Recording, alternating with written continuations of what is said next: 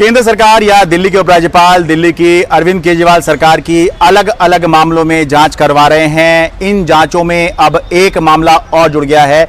दिल्ली में जो बिजली सब्सिडी दी जा रही है, करीब 3000 करोड़ की सालाना सब्सिडी बिजली की दी जाती है, अब उसकी भी जांच के आदेश उपराज्यपाल ने दे दिए हैं। दिल्ली के उपराज्यपाल ने दिल्ली के मुख्य सचिव को आदेश दिया है कि वो 7 दिन के अंदर इस मामले की एक रिपोर्ट पेश करें कि जब 2018 में दिल्ली इलेक्ट्रिसिटी रेगुलेटरी कमीशन यानी कि DERC ने अपना एक ऑर्डर दिया था और उसमें यह कहा था कि दिल्ली सरकार जो सब्सिडी देती है, पावर सब्सिडी देती है, उसको डायरेक्ट बेनिफिट ट्रांसफर यानी कि सीधे जो उपभोक्ता हैं, जो लाभार्थी हैं, उनके बैंक खातों में ट्रांसफर कर सकती है। तो एक उन्होंने जो आदेश दिया था और उसमें सरकार से कहा था कि सरकार इस पर विचार कर सकती है, तो इसको लागू क्यों नहीं किया गया। हालांकि अब पहली बार में जब आप इसको सुनेंगे तो आपको लगेगा कि ये कैसा मामला है, क्योंकि सब्सिडी कैसे देनी है, कैसे नहीं देनी है, ये तो सरकार के फैसले पर निर्भर होता है। इसमें कोई कैसे जांच बैठा सकता है। तो मामला ये है कि दिल्ली के उपराज्यपाल के पास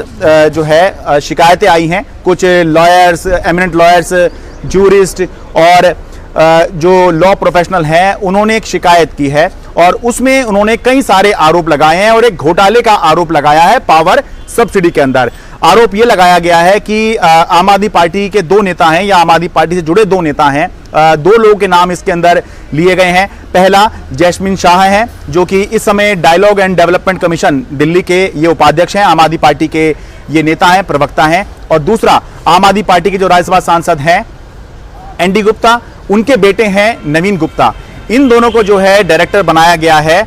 BSES राजधानी और BSES यमुना, ये 2 पावर डिस्कॉम हैं, यानी कि बिजली वितरण कंपनियां हैं। दिल्ली के अंदर 3 बिजली वितरण कंपनियां हैं, BSES राजधानी, BSES पावर और टाटा पावर। तो इनमें से 2 की बात हो रही है, BSES राजधानी, BSES यमुना। इनके जो डायरेक्टर हैं, ये इनको नियुक्त किया गया है और इन पर यह आरोप लगाया गया है कि इन्होंने ही जो है घोटाले किए हैं, यह आरोप है। तो आरोप के मुताबिक जो है, पहला जो इसमें आरोप है वो ये है कि बिजली वितरण कंपनियों से, इन 2 बिजली वितरण कंपनियों से, BSES यमुना, BSES राजधानी, BRPL, BYPL इनको बोलते हैं, इनसे सरकार ने, दिल्ली सरकार ने 21,250 करोड़ रुपए लेने थे, क्योंकि एग्रीमेंट होता है कंपनियों का पावर परचेज के लिए। उसके तहत इन कंपनियों ने लेट पेमेंट की होगी, जिसकी वजह से देनदारी इनकी बनी होगी, तो दिल्ली सरकार को वो वसूल करनी थी 21,250 करोड़ रुपए। लेकिन क्योंकि दिल्ली सरकार ने, जो बिजली वितरण कंपनियां होती हैं, उनको सब्सिडी का पैसा जो है रिम्बर्स भी करना होता है, तो कुल मिलाकर लेना भी था, देना भी था। तो 21,250 करोड़ रुपए का जो लेना था, उसको उन्होंने 11,550 करोड़ रुपए में सेटल कर दिया। तो ये आरोप है कि करीब 10,000 करोड़ एक तो इन्होंने कम लिए बिजली वितरण कंपनियों से, मामला सेटल कर दिया। और दूसरा ये इसमें फिर ये कहा गया कि 2015-16 का खुद केजरीवाल सरकार का एक कैबिनेट का डिसीजन है, जिसमें कहा गया था कि हर साल बिजली वितरण कंपनियों का ऑडिट करवाया जाएगा। तो वो तो ऑडिट करवाया नहीं गया। आरोप ये इसमें लगाया गया है कि ये जो 21,000 करोड़ से ज्यादा का पैसा लेना था दिल्ली सरकार ने और उसको 11,500 करोड़ में सेटल कर दिया, तो इसको भी जो है, इसका जो ऑडिट है वो दिल्ली सरकार ने नहीं करवाया। यह भी आरोप लगाया गया है कि बिजली वितरण कंपनियां जो हैं, वो उपभोक्ताओं से लेट पेमेंट के नाम पर 18% का जो है सरचार्ज वसूलती रही और सरकार को केवल 12% ही वो देती रही, और इससे उनको करीब 8,500 करोड़ का विंडफॉल गेन हुआ है। और ये हुआ है सरकारी खजाने की कीमत पर, क्योंकि सरकारी खजाने को जो है उन्होंने ये नहीं दिया है। तो ये इसके अंदर आरोप लगाया गया है। तो कुल मिलाकर इसमें ये आरोप लगाए गए हैं कि ये जो आदेश था DERC का कि आप direct benefit transfer, power subsidy direct उपभोक्ताओं के खाते में ट्रांसफर कर सकते हैं, ये इसलिए नहीं करवाया गया था क्योंकि सब कुछ ट्रांसपेरेंट हो जाता, लाभार्थियों की संख्या वगैरह सब ओपन हो जाती, और इसकी वजह से जो है कमीशन खोरी जो है वो बंद हो सकती थी। तो इसीलिए उपराज्यपाल ने अब इस मामले के जांच के आदेश दिए हैं। आम आदमी पार्टी जो है वो इस जांच का स्वागत कर रही है कि ठीक है, आप बहुत सारी और जांच करवा रहे हैं, ये भी करवा लीजिए। लेकिन आम आदमी पार्टी सवाल उठा रही है कि आखिर जो ये नए उपराज्यपाल आए हैं दिल्ली के अंदर, मई में ही इनकी नियुक्ति हुई है, सारी शिकायतें, सारी जांचें इन्हीं की तरफ से क्यों इनिशिएट हो रही हैं, जबकि इससे पहले जो उपराज्यपाल थे नजीब जंग, या उनके बाद जो उपराज्यपाल आए अनिल बैजल, उनके पास तो ऐसी कोई शिकायतें नहीं जाया करती थी, या वो तो इतनी जांच नहीं बिठाया करते थे।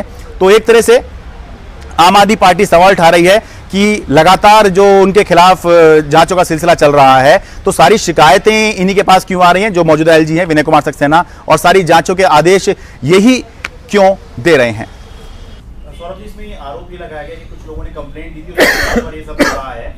आरोप ये है कि करीब 21,000 करोड़ रुपए डिस्कॉम से लेने थे, लेकिन सेटल कर दिया करीब 11,500 करोड़ में, और उसका ऑडिट भी नहीं हुआ। ये इसके अंदर आरोप है। देखिए, मैं बड़ा हैरान हूं। इससे पहले अनिल बैजल 5 साल उपराज्यपाल रहे, उससे पहले नजीब जंग उपराज्यपाल रहे।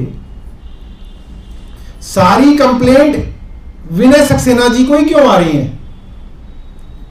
मतलब ऐसा क्यों हो रहा है कि हर दूसरे दिन इनके पास एक कंप्लेंट आती है, हर दूसरे दिन ये अपने मुख्य सचिव को, जो है खुद ही लाए हैं जिसको, उनसे एक इंक्वायरी करने का ड्रामा करते हैं।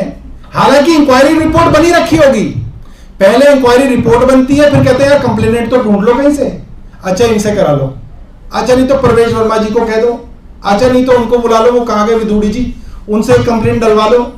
1 पेज की कंप्लेंट होती है, उस पे 5 पेज की चिट्ठी एलजी साहब की होती है, और उसके ऊपर 50 पेज की इंक्वायरी रिपोर्ट बनी रखी होती है। वो लाके कहते हैं कि जी बड़ा बड़ा घोटाला हो गया। मैं हैरान हूं, दिल्ली के अंदर बिजली मुफ्त, 20,000 लीटर पानी मुफ्त, बुजुर्गों के लिए तीर्थ यात्रा मुफ्त, महिलाओं के लिए बस में यात्रा मुफ्त, मोहल्ला क्लिनिक के अंदर टेस्ट मुफ्त, दवाइयां मुफ्त, अस्पतालों के अंदर इलाज मुफ्त। सारी मुफ्त की योजनाओं के बाद दिल्ली सरकार का बजट फायदे में चल रहा है, और यहां कह रहे हैं करोड़ों के घोटाले हो रहे हैं। और इनकी उत्तर प्रदेश की सरकार में, मध्य प्रदेश की सरकार में, गुजरात और हरियाणा की सरकार में कुछ मुफ्त नहीं दे रहे, और लाखों रुपए का कर्जा हो रहा है। ये कैसी इकोनॉमिक्स है?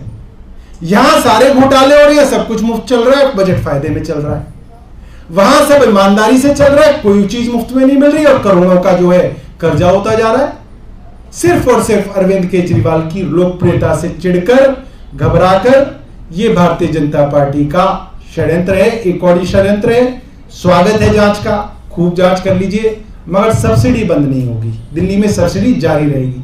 अब दिल्ली के मुख्य सचिव को 1 हफ्ते के भीतर दिल्ली के उपराज्यपाल को रिपोर्ट सौंपनी है, और आगे क्या होगा, कैसे होगा, वो उसके बाद ही पता चलेगा।